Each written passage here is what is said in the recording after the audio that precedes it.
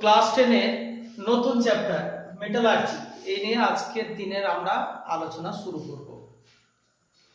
তো প্রথমে আমাদের যে ডিসকাশন করতে হবে মেটালার্জি বা ধাতুবিদ্যা, এর ক্ষেত্রে সমস্ত আমরা যদি দেখি পর্যায় সারণীতে 118টা মৌলের মধ্যে 118টা মৌলের মধ্যে এই যে দেখতে পাচ্ছ তোমরা, এই অনেক সংখ্যক মৌল যেগুলো রয়েছে বেশিরভাগটাই হচ্ছে ধাতু।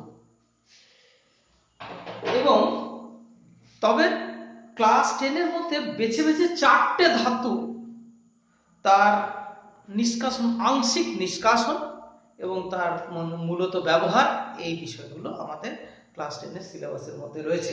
আমাদেরকে সেই কথাটা মাথায় রেখেই আমাদের আলোচনা এগিয়ে নিয়ে যেতে হবে।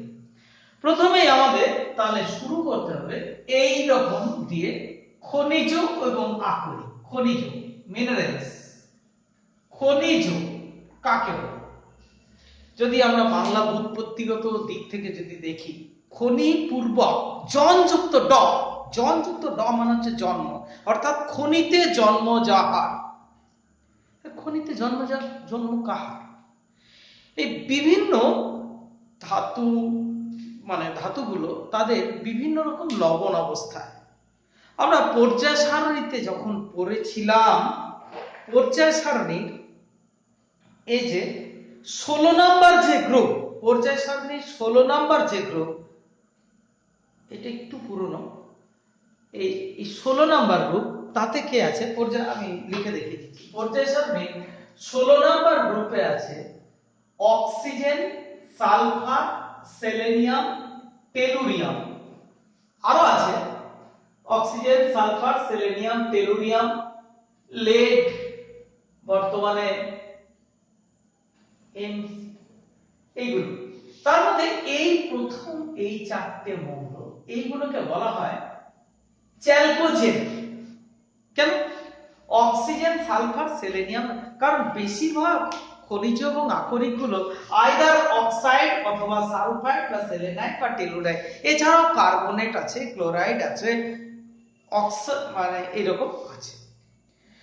তো আমি যে কথাই বলছিলাম, খনিজ কাকে বলে? তাহলে বিভিন্ন ধাতব লবণ যেগুলো প্রস্তরীভূত অবস্থায়, পাথরের মতো অবস্থায় থাকে, তাদেরকে প্রধানত আমরা বলছি খনিজ। ঠিক আছে? তাহলে খনিজ ডেফিনেশন বোঝা গেল যে বিভিন্ন ধাতব লবণগুলি যেগুলি মিশ্রিত ভাবে, মানে এটা পিওর ভাবে শান্ত পাওয়া যায় না, তার সঙ্গে অবশ্যই বালি মাটি মিশে থাকে, প্রস্তরীভূত অবস্থায় ভূগর্ভে থেকে যেগুলো, খনি থেকে যেগুলোকে আহরণ করা হয় ধাতব যৌগ, সেইগুলোকেই বলা হচ্ছে তোমার খনিজ। এবার আকরিক, তাহলে এটা মিনারেলস। এবং আকরিক 2 নম্বর হচ্ছে আকরিক কাকে বলে? আকরিক, আকরিক যে, তাহলে প্রথম যেসব খনিজ থেকে সহজে এবং সুলভে, তাহলে যেসব খনিজ থেকে সহজে ও সুলভে ধাতু নিষ্কাশন করা হয়, ধাতু নিষ্কাশন করা হয়, তাদের আকরিক বলে। এক্ষেত্রে দুটো খুব ভাইটাল পয়েন্ট, সহজে এবং সুলভ। এটা কস্ট এফেক্টিভ হতে হবে এবং প্রসেসটা প্লাম্বার ফার্ম হলে হবে না, সহজ হতে হবে। তাহলে যেসব খনিজ থেকে সহজে এবং সুলভে ধাতু নিষ্কাশন করা হয়, যেমন আমি ফর এক্সাম্পল বলছি, ধরো আয়রনের খনিজ, আয়রনের খনিজ হচ্ছে হেমাটাইট মানে Fe2O3, magnetite Fe3O4, স্প্যাথিক iron FeCO3, তারপর হচ্ছে তোমার স্প্যাথিক আয়রন বা সিডরাইট, আর তোমার আছে আয়রন পাইরাইটিস FeS। এখন দেখো এদের মেইনলি এইটা হেমাটাইট, এইটা এরা সবাই কিন্তু খনিজ, মাটির নিচ থেকে এটাকেও পাওয়া যায়, এটাকেও, এবং প্রত্যেকেই আয়রন কন্টেনিং কম্পাউন্ড। এদের মধ্যে থেকে সাধারণত এইটা এবং এইটা থেকে এইগুলো থেকে কয়টা করা হয় না, কারণ হয় না, কারণ বলো তুমি তো বলছো আয়রন আছে না, এক্ষেত্রে আয়রন বাকিগুলো থেকে বিশেষত এইটা থেকে তো করাই হয় না, এটা থেকে একদমই করা হয় না। তাহলে এটা খনিজই, এটা আকরিক নয়। তাহলে ব্যাপারটা হচ্ছে কি, এই এই প্রথমটা যেটা বললাম হেমাটাইট, হেমাটাইট থেকে খুব সহজে এবং সুলভে আয়রন নিষ্কাশন করা হয়। তাহলে এই জন্য হেমাটাইট কি বলা হচ্ছে, তাহলে দেখো এরা সকলেই খনিজ, কিন্তু আকরিক, প্রধান আকরিক হচ্ছে এইটা, মানে এটা পেলে এটাকে করা হয়, ঠিক আছে। তো তাহলে আমরা এক্ষেত্রে একটা কি বলতে চাইবো, এখান থেকে বলবো একটা পয়েন্ট, সব সব আকরিকই, সব আকরিক খনিজ, কিন্তু সব খনিজ আকরিক নয়, আকরিক নয়।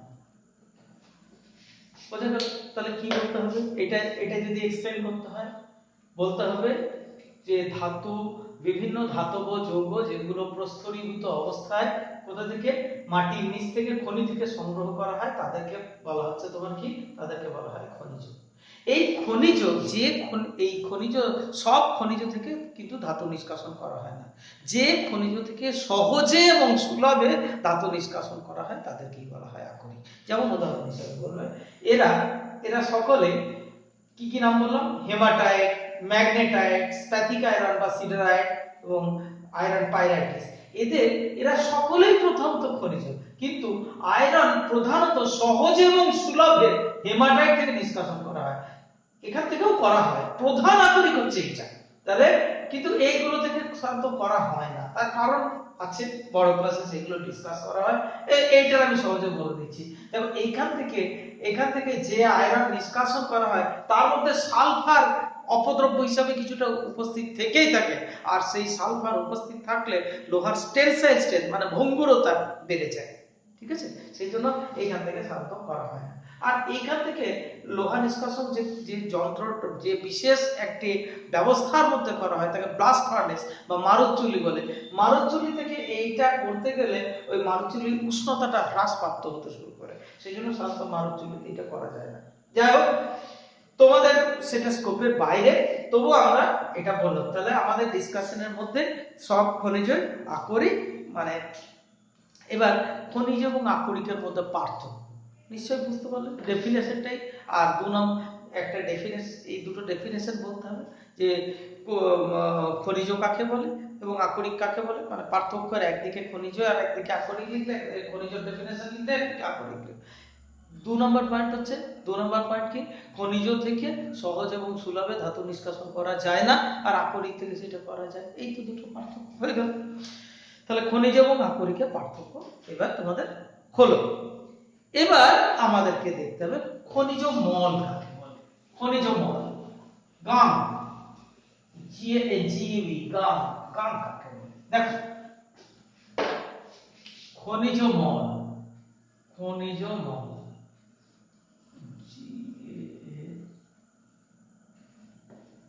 এটা আমি তো বললাম খনিজ কাকে, খনিজ মানে খনিজ তো মাটির নিচ থেকে পাওয়া যায়, তাহলে এর সঙ্গে যে অবাঞ্ছিত পদার্থ, অবাঞ্ছিত পদার্থের মধ্যে প্রথমে কে থাকবে, যেহেতু মাটি থেকে পাওয়া যায় তাহলে বালি, মাটি এরা তো থাকবেই, তাছাড়াও অন্যান্য জিনিস। যেমন আমি আর একটা সম্ভাব্য কম্পোজিশন বলছি, দেখো ধরো ধরো বক্সাইট Al2O3, বক্সাইটের সংকেত হচ্ছে Al2O3 2H2O, এইটা হচ্ছে অ্যালুমিনিয়ামের আকরিক বক্সাইট।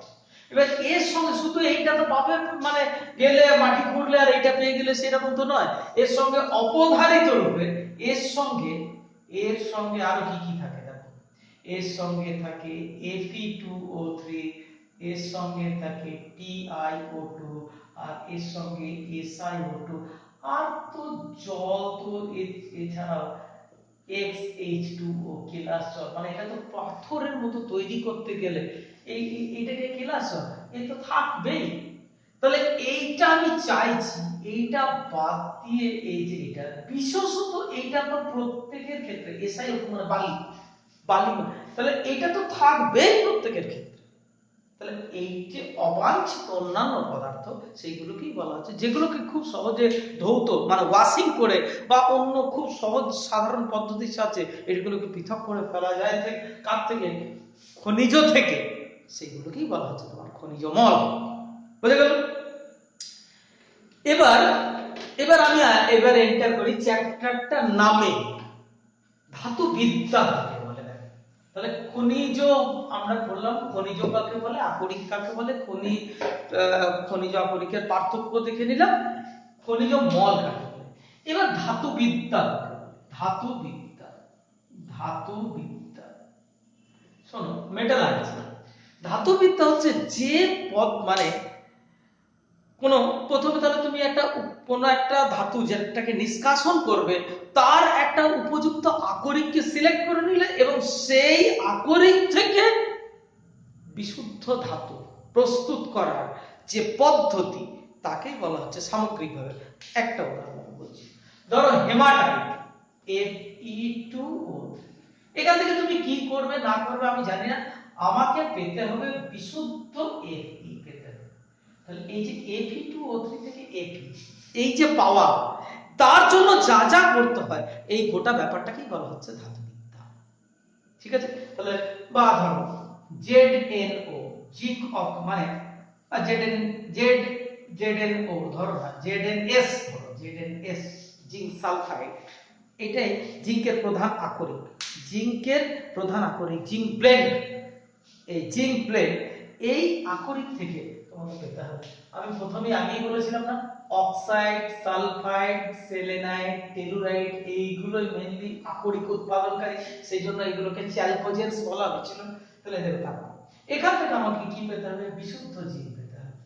দেখো অ্যালুমিনিয়ামের আকরিক হচ্ছে Al2O3 বক্সাইড, মানে বক্সাইড এটা নয়, এটা ছিল বক্সাইড ছিল Al2O3 2H2O। তাহলে এর সঙ্গে আরো অনেক কিছু মিশেছিল, আমি কি বললাম, এর সঙ্গে Fe2O3 ছিল, এর সঙ্গে SiO2 ছিল, এর সঙ্গে TiO2 ছিল, মানে মোট কথা এটা ছিল আকরিক। সেখান থেকে তুমি এইটা বিশুদ্ধ অ্যালুমিনা পেয়ে গেছো, সেই অ্যালুমিনা থেকে এইটা নিয়ে আমার কোনো লাভ নাই, আমাকে একদম আলটিমেটলি বিশুদ্ধ অ্যালুমিনিয়াম পেতে হবে। বা ধরো কপারের প্রধান আকরিক হচ্ছে তোমার কপার পাইরাইটিস Cu2, দেখো কপারের Cu2S Fe2S3 Cu2S Fe2S3, এখান থেকে এটার নাম চ্যালকোপাইরাইটিস বা কপার পাইরাইটিস, এখান থেকে তোমাকে ধাতব কপার পেতে হবে। তাহলে এই দেখো এইগুলো সব অবাঞ্ছিত, দেখো এটা এই সালফার, এইগুলোকে সব বাদ করে দিয়ে বিশুদ্ধ করা, এই যে পাওয়ার যে পদ্ধতি তাকেই বলা হচ্ছে ধাতুবিদ্যা। তাহলে ধাতুবিদ্যার ডেফিনেশনটা কি হবে, কোন আকরিক থেকে সংশ্লিষ্ট ধাতু নিষ্কাশন করার মানে বিশুদ্ধ ধাতু নিষ্কাশন করার পদ্ধতিকেই বলা হচ্ছে ধাতুবিদ্যা বা মেটালার্জি। এখন ধাতুবিদ্যার ধাপ সমূহ এইটা করার জন্য আমাকে কি কি করতে হয়, দেখো আমি পরপর একটু লিখে যাচ্ছি। ধাতুবিদ্যার ধাপ সমূহ এটা না জানলে হবে না, এটা ধাতুবিদ্যার ধাপ সমূহ, স্টেপস অফ মেটালার্জি। ধাতু বিদ্যার ধাপ সমূহ কি? প্রথমে তুমি আকরিক পেলে, কোন একটা বিশুদ্ধ আকরিক, এখানে আকরিকটাকে তোমাকে নির্বাচন করে নিতে হবে যে কোনটা থেকে নেব। এবার আকরিকটাকে দিয়ে, আকরিক তো একদম বড় বড় পাথরের মতো প্রস্তরীভূত অবস্থায় থাকে, তাহলে প্রথম কাজ হচ্ছে তাকে ভেঙে ছোট ছোট ছোট ছোট টুকরোতে পরিণত করা, তাহলে সেইটাকে বলা হয় চূর্ণীকরণ। এবং চূর্ণ করে, যেমন অনেকটা তোমরা জানো, আমরা মানে এই যে পাথর ইন্ডাস্ট্রি যেগুলো আছে, প্রথমে এই পাথরটাকে ডিনামাইট দিয়ে ব্লাস্ট করানো হয়, বড় বড় টুকরো পাওয়া যায়, যে তাকে যেমন যেমন সাইজের লাগে সেই রকম মেশিন দিয়ে হোক ম্যানুয়ালি হোক ভেঙে ভেঙে ভেঙে ভেঙে ছোট, তাহলে এইগুলোকে প্রথম বড় বড় চাই আকারে নেওয়া হয় মাটির নিচ থেকে, এবং সেইটাকে ভেঙে বর্তমানে যন্ত্রের সাহায্যে ভেঙে সেটাকে মানে ইয়ে করে ফেলা হয়, গুঁড়ো করে ফেলা হয়। তাহলে এক নাম্বার প্রথম ধাপ হচ্ছে চূর্ণীকরণ, ক্র্যাশিং, আর ধৌতকরণ করে চূর্ণীকৃত আকরিক, ক্র্যাশড ওর, চূর্ণীকৃত আকরিক, এইটা আমি পেলাম। ঠিক আছে, এবার এইটার গাঢ়ীকরণ করতে হয়, কনসেন্ট্রেশন। তার মানে কি, গাঢ়ীকরণ করা মানে ধাতু মলের, খনিজ মলের অপসারণ। এবার হচ্ছে গাঢ়ীকরণ।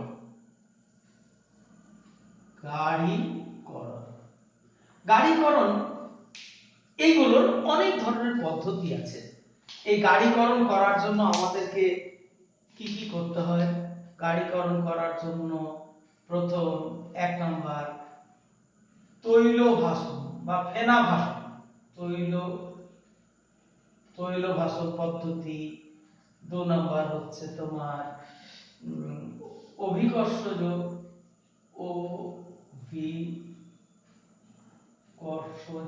পৃথকীকরণ,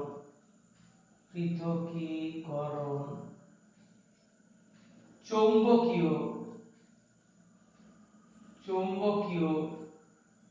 পৃথকীকরণ।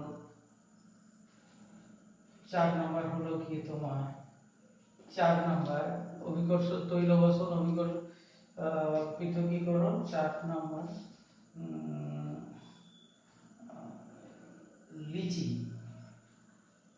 লিচিং বা রাসায়নিক ভাবে।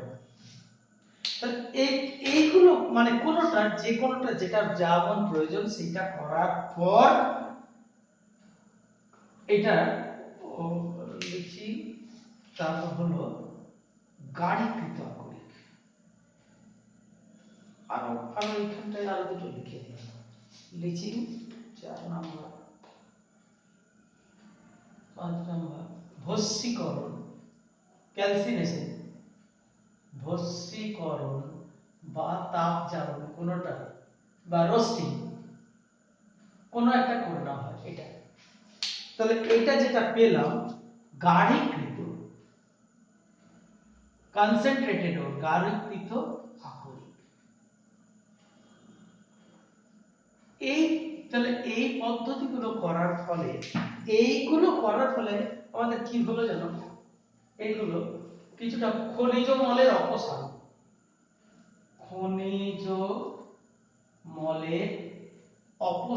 হয়ে গেল। মানে ওই বালি মাটি বা অবাঞ্ছিত পদার্থ যেগুলো থাকে সেগুলো অপসারিত হয়। এরপর এই যে গাঢ়ীকৃত আকরিক যেটাকে পেলাম সেটাকে গলাতে হবে, এটা বিগলন। এরপর হচ্ছে বিগলন। তাহলে এবারে গলিত আকরিক, আমি ধরে ধরে সব বলে দেবো প্রত্যেকটা ধাপ। বিগলন, এই ক্ষেত্রে এই বিগলন এটা করতে গেলে উপযুক্ত বিগালক লাগে, উপযুক্ত কোন বিগালক, ফ্লাস্ক, এটা এই জায়গাতে দিলে, এটা দিলে গলালে পরে এক্ষেত্রেও একটা, ওখানে যেমন বলেছিলাম এই ক্ষেত্রে ওটা খনিজ মল বলেছিলাম না, এটা ধাতু মল গঠন। আমি বলছি ধাতু মল, স্ল্যাগ, ধাতু মল, ওইটাকে বলেছিলাম, এইটাকে বলেছিলাম গান, আর এইটা স্ল্যাগ ফর্মেশন, ধাতু মল গঠন। তাহলে গলিত আকরিক পেলাম। আমি ধাপগুলো লিখি। এরপর আমাদেরকে বিজারণ প্রক্রিয়া করতে হবে। দেখো বিজারণ করতে হবে। তাহলে এবার ধাতু পেলাম, এটা খুব সহজ ধাপ, কিন্তু এইটাই হচ্ছে মেন ধাপ। আমি দেখাচ্ছি সব কথা। এই বিজারণটা ক ধরনের, ধাতু পেলাম, এবার লাস্ট একদম শেষ ধাপ হচ্ছে বিশোধন।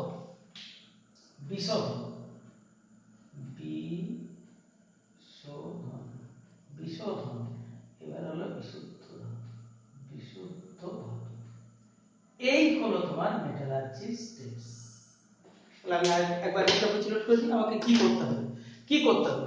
প্রথমেই আমাকে একটা উপযুক্ত আকরিক বেছে নিতে হবে, তারপর সেই আকরিককে প্রথমে চূর্ণীকৃত করতে হবে এবং ধুয়ে ফেলতে হবে। ধুয়ে ফেললে পরে চূর্ণীকৃত আকরিক চূর্ণ করা পেলাম। তার মধ্যে কিছুটা অন্তত এই কিছুটা খনিজ মল এই জায়গাতে এই ধৌত করার ফলে অপসারিত হয়ে যায়। এবার গাঢ়ীকরণ করা মানে কি, ধরো ধরো আমি একটা ডাল, একটা চাল কিনে নিয়ে এসেছি, চালের 1 কিলো চাল, কিন্তু তার মধ্যে হয়তো 50 গ্রাম বালি মাটি ইত্যাদি সব মেশানো আছে। এবার আমি যদি সেটাকে ভালোভাবে চেলে টেলে নিয়ে বা ধুয়ে নিয়ে 50 গ্রামকে অপসারণ করে ফেলি, তাহলে ব্যাপারটা কি হলো, অপসারিত হয়ে যাওয়ার পরে এর ভাগের পরিমাণটা বেড়ে গেল না, মানে তাহলে সেই রকম, সেই জন্য এক্ষেত্রে যত অপদ্রব্যগুলো বেরিয়ে চলে যাবে তত এই প্রসেসটাকেই বলা হচ্ছে গাঢ়ীকরণ। এর জন্য করতে হয় কি, তৈল ভাষণ। তৈল ভাষণ মানে এটা, এই তৈল ভাষণ সবার জন্য করা হয় না, এটা বিশেষ বিশেষ আমি কি বলেছিলাম, oxide, sulphide, oxygen, sulphur, selenium, এই যে সালফাইড আকরিক, একটু আগে তোমাদেরকে প্রসঙ্গ করে বলেছিলাম, এই সালফাইড আকরিকের জন্য এটা শান্ত করা হয়। এটা কিছুই না, তৈল ভাষণ মানে এরকম একটা বড় পাত্র নেওয়া হয়, যেক্ষেত্রে জল, পাইন তেল, সোডিয়াম জ্যান্থেট আর এই সালফাইড আকরিক। তাহলে কি বললাম, তৈল ভাষণ মানে হচ্ছে জল, পাইন তেল, সোডিয়াম জ্যান্থেট বলে একটা যৌগ, জ্যান্থেট, আর হচ্ছে সালফাইড আকরিক, এস লেখাটা উচিত নয়, সালফাইড আকরিক এটা। এবার এর মধ্যে একটা আলোরক দিয়ে, মানে ফ্যান টাইপের দিয়ে ঘোরানো হয়। তা দেখো জলে আর তেলে মিশে প্রথমে ফেনা তৈরি হয়ে যায়, আর এই ফেনা তৈরি হলে হবে কি, ফেনার মধ্যে দুটো লেয়ার, তো তার একটা অয়েল লেয়ার, একটা অ্যাকুয়াস লেয়ার। ওই অয়েল লেয়ারের মধ্যে ফেনা মানে তেলটা ফেনা আকারে হয়ে যায়, সেইটার মধ্যে এই সালফাইড আকরিক গুলো চলে যায়। মানে আমি বলতে চাইছি কি, এই তো ফেনা তৈরি হচ্ছে, এই ফেনার মধ্যে বেছে বেছে সালফাইড আকরিক গুলো এইখানে এই স্তরে চলে আসে, আর যে জলের মধ্যে এই যে জল যেটা থাকলো, এটা অপদ্রব্য গুলো এখানে পড়ে থাকবে। তাহলে ক্রমাগত আস্তে আস্তে ফেনা বাড়তে থাকবে, ফেনাগুলো আস্তে আস্তে সংগৃহীত হবে, এই ফেনার মধ্যে দিয়ে এই সালফাইড আকরিক, এটাকে তৈল ভাষণ পদ্ধতি বলা হয়। অভিকর্ষজ পৃথকীকরণ আর কিছুই না, অভিকর্ষজ পৃথকীকরণ মানে এটাকে জলের মধ্যে দিয়ে রাখলে, যেমন দেখবে তোমাদের অনেক ক্ষেত্রে হচ্ছে বালি মাটি যেগুলো হয় আমাদের বাড়িতে, চাল টাল ধোয়ার সময় দেখবে মা যখন ভাত রান্না করেন তো চালগুলো জলের মধ্যে প্রথমে একবার ধুয়ে নেন। তার কারণ হচ্ছে কি, যেগুলো একটু ভারী ভারী পদার্থ সেগুলো তলায় পড়ে যায়, অভিকর্ষের টানেই পড়ে যায়, সেরকম এটা। চৌম্বকীয় পৃথকীকরণ, একটা চৌম্বকের বেল্টের মধ্য দিয়ে পাঠালে পরে যেগুলো আয়রন কন্টেনিং কম্পাউন্ড সেগুলোকে শোষিত হয়ে যায়, সেই জন্য এগুলো লিচিং, এটা একটা সম্পূর্ণ রাসায়নিক পদ্ধতি, রাসায়নিক পদ্ধতি বিক্রিয়ার সাথে করা হয় এইগুলো। এবার বস্যীকরণ বা তাপচালন আমি একটু ছোট্ট করে বলে নিই, তাহলে তোমাদের কাছে বিষয়টা কিছুটা সুবিধা হবে। ধরো যেমন আমরা বলছি যে এইটা হেমাটাইট পেলাম, Fe2O3, তুমি ভেবো না বিশুদ্ধ ওই যে মাটি খুঁড়লাম আর বিশুদ্ধ এটা পাওয়া গেল, এর মধ্যে অনেক অপদ্রব্য থাকে। কি কি থাকে, সালফার থাকে, ফসফরাস থাকে, আর্সেনিক থাকে, অন্যান্য এমনি কার্বনেট যৌগ, বিভিন্ন রকম মানে কার্বনেট ইত্যাদি এই সমস্ত থাকে। এইগুলোকে যদি হিট করা হলে মানে ভস্মীকরণ মানে কি, পোড়ানো, এটা স্বল্প বায়ুর উপস্থিতিতে এটাকে উত্তাপ দিলে পরে দেখো প্রথমে এই সালফারটা বেরিয়ে চলে যাবে, কি হিসাবে, সালফার ডাইঅক্সাইড গ্যাস, ফসফরাসটা বাষ্পীভূত হয়ে যাবে, আর্সেনিক বাষ্পীভূত হয়ে যাবে, কার্বনেট যেখানে থাকে এটা কার্বন ডাইঅক্সাইড গ্যাস হিসেবে বেরিয়ে চলে যাবে, ঠিক আছে। আর তাহলে এই সব যখন বেরিয়ে চলে যায় তখন এই যে ধাতু যেটা সেটা ঝাঁঝরা হয়ে যায়। ঝাঁঝরা মানে যেমন পাউরুটি যেমন হয়, পাউরুটি তৈরি করার সময় কি করা থাকে, একটা বেকিং সোডা দেওয়া থাকে, মানে ময়দার একটা মন্ডর মধ্যে বেকিং সোডা দিলে যেই সেটাকে ওই ভাটিতে মানে উত্তপ্ত করা হয়, তাহলে সে তার মধ্যে থেকে ভিতরের মধ্যে থেকে কার্বন ডাই অক্সাইড গ্যাসগুলো সব বেরিয়ে চলে, সেই জন্য সেটা জাল জাল জাল জাল ফাঁকা ফাঁকা ফাঁকা ফাঁকা হয়ে যায়। ঠিক একই রকম এই মানে এই আকরিকগুলোকে যখন উত্তপ্ত করা হয় তখন এই ক্ষেত্রে এগুলো ঝাঁঝরা হয়ে যায়। ঠিক আছে, ঝাঁঝরা হয়ে গেলে পরবর্তীকালে প্রক্রিয়াটা করতে সুবিধা হয়। ভস্মীকরণ আর তাপচারণ, ভস্মীকরণ আর তাপচারণ মানে কি, এটা সাধারণত কার্বনেট আকরিকের জন্য বেশি করে করা হয়। কার্বনেট আকরিকের জন্য ভস্মীকরণ আর সালফাইড আকরিকের জন্য তাপচারণ করা হয়। বেশ, তাহলে এই পদ্ধতিগুলোর কাজ হচ্ছে কি, যেগুলো ইমপিউরিটি মানে খনিজ মল যেগুলো থাকছে সেগুলো তাহলে আরো গাঢ়ীকৃত, অধিকতর গাঢ়ীকৃত হয়ে গেল এটা। তাহলে এই যে পদ্ধতি, এই টোটাল পদ্ধতিগুলো চলে আসছে কিসের মধ্যে, গাঢ়ীকরণের ধাপ, এইগুলো করা হয়। তাহলে গাঢ়ীকৃত আকরিক হয়ে গেল। এবার এটাকে গলাতে হবে, মানে এই যেটাকে আমরা পেলাম সেটাকে গলাতে হবে। তাহলে গলানোর জন্য এই যে প্রক্রিয়াটা তার নাম হচ্ছে বিগলন বা স্মেল্টিং।